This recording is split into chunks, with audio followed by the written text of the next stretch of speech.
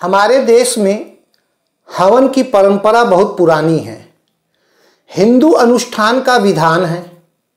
मान्यता है कि कोई भी शुभ कार्य करने से पहले ईश्वर को जरूर याद कर लेना चाहिए, तभी कार्य सफल होता है। हवन करने के दौरान मंत्र के बाद स्वाहा शब्द जरूर बोला जाता है। इसके बाद ही किसी हवन कुंड में आहुति दी जाती है। लेकिन आपने कभी यह सोचा है कि प्रत्येक आहुति पर स्वाहा शब्द क्यों बोला जाता है? क्या है इसके पीछे की कथा?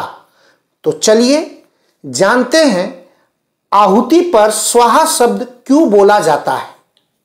नमस्कार।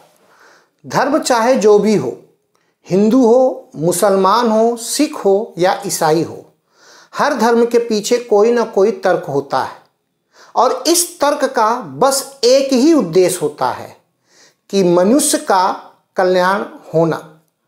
हम हर धर्म में कोई ना कोई विधि विधान का प्रयोग करते हैं। इसमें विज्ञान का भी तर्क होता है। हिंदू धर्म में हवन करने के लिए प्रथा है, जिसमें मंत्रों उच्चारण करते समय अंत में आहुति देते हुए स्वाहा किया जाता है। स्वाहा शब्द की उत्पत्ति की एक कथा है। प्राचीन काल में एक स्वाहा नामक कन्या रहती थी, जो राजा दक्ष की पुत्री थी, जिसका विवाह अग्निदेव के साथ हुआ था। पहले अग्निदेव के पास किसी भी वस्तु को भस्म करने की शक्ति नहीं थी, लेकिन जब स्वाहा से विवाह हुआ तो किसी भी वस्तु को आहुति में देते वक्त भस्म करने के लिए स्वाहा का आवाहन किया जाता है, ताकि वह वस्तु भस्म हो जाए। हवन के दौरान ज़्यादातर आम की लकड़ियों का इस्तेमाल किया जाता है।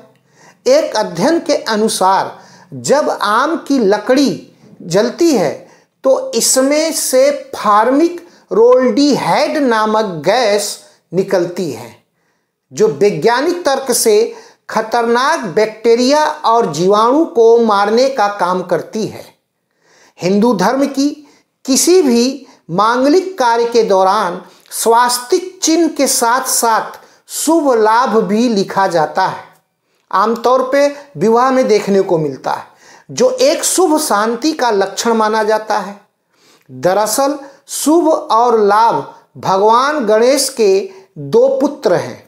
शास्त्रों में वर्णन मिलता है कि रिद्धि और सिद्धि, जो प्रजापति विश्वकर्मा की पुत्रियां थीं, उनका विवाह गणेश जी से हुआ था और वही सिद्धि से शुभ का जन्म हुआ और रिद्धि से लाभ का जन्म हुआ।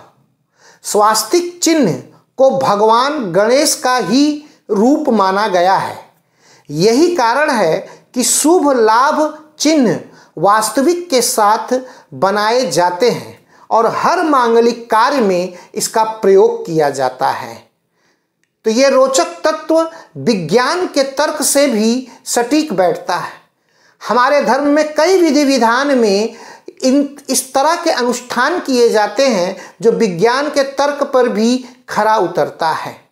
अक्सर आपने नदियों में सिक्कों को फेंकते हुए हिंदू को देखा होगा। यह परंपरा रही है। विज्ञान के अनुसार पुराने समय में तांबे के सिक्के होते थे।